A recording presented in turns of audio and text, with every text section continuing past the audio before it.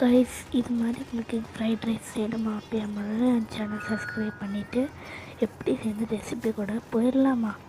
First ஒரு பேனில் எண்ணெய் சேர்த்து அது கூட இஞ்சி பூண்டு பேஸ்ட்டு, முட்டை போட்டு நல்லா மாதிரி எடுக்கிற கேரட்டு, பீன்ஸு, தக்காளி, வெங்காயம் எடுத்து போட்டு கோஸ் சேர்க்காதீங்க. அப்புறம் நல்லா வறுத்துட்டு பிறகு வறுக்கணும். அப்புறம் கொஞ்சம் சாப்பிட்டு அப்புறம் இந்த மாதிரி கோஸ் ஆட் பண்ணிக்கோங்க.